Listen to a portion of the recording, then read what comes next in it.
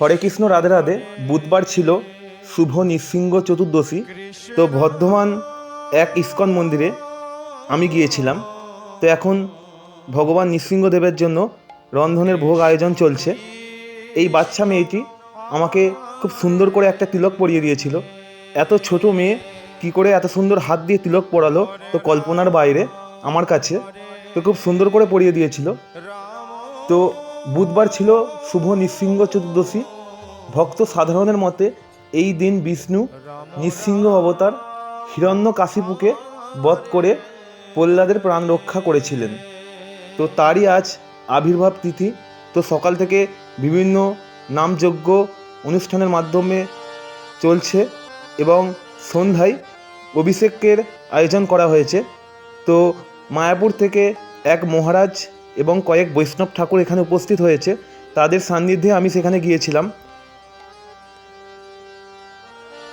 তো তারা একের পর এক অনুষ্ঠান করে চলেছে। তো এখানে ভাগবত কথা, হরিনাম সম্প্রচার, তার পাশাপাশি নৃসিংহদেবের অভিষেক সব কিছুই শুরু করে দিয়েছে। তো দেখতে পাচ্ছ একের পর এক অভিষেক পর্ব চলছে। অভিষেক করার জন্য যেই সব জিনিসপত্রগুলো লাগে সবই এখানে আয়োজন করা হয়েছে এবং সেই জিনিসপত্রগুলো দিয়ে একের পর এক অভিষেক করা হচ্ছে নৃসিংহদেবের।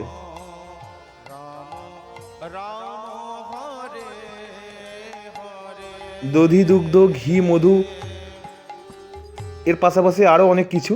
তো এবার আমি অভিষেক করলাম। ভগবানের কতটা কৃপা থাকলে তার ভক্তের প্রতি করুণা করে তার প্রমাণ আজ আমি হাতে নাতে পেলাম।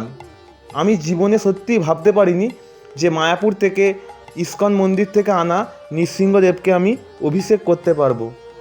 তো আমি অনেকই খুশি, কারণ রাধা মাধব, নৃসিংহদেব এদের কৃপা না থাকলে হয়তো আমি করতেই পারতাম না এই জিনিসটা। তাদের কৃপা বর্ষিত হয়েছে বলেই আমি এই জিনিসটা করতে পারলাম। তো সকলকে শুভ নৃসিংহ চতুর্দশীর অনেক অনেক শুভেচ্ছা। সকলে সুস্থ থেকো এবং ভালো থেকো। ভগবান নৃসিংহদেবের আশীর্বাদ বর্ষিত হোক সকলের ওপর। তো এরপর একের পর এক অভিষেক চলছে, যেই সব জিনিসপত্রগুলো লাগে সেই সব দিয়ে। তো এখানে সকলে যে যার মতো প্রাণ উজাড় করে ভগবানের সামনে দুহাত তুলে হরিনাম সংকীর্তন করছে। দেখতেই পাচ্ছ একটা সুন্দর পরিবেশ। এই পরিবেশে আসলে মন প্রাণ সব কিছু অনেক শান্তি হয়ে যায়। তো মাতাজিরা এবং এখানে যে প্রভুরা আছেন সকলে একের পর এক অভিষেক পর্ব করে নিচ্ছে, কারণ সকাল থেকেই আজ ব্রত করেছিল সকলে। তো এরপর সন্ধ্যায় প্রসাদের আয়োজন আছে। তো এখানে আমাদের উত্তম প্রভু তিনি এখন অভিষেক করছেন।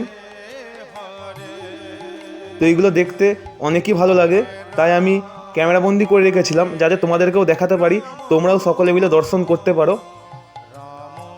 তো তোমরাও সকলে দর্শন করো। আশা করছি এই দর্শনে অনেকের দুর্ভোগ কাটবে এবং সকলে ভালো থাকবে, সুস্থ থাকবে।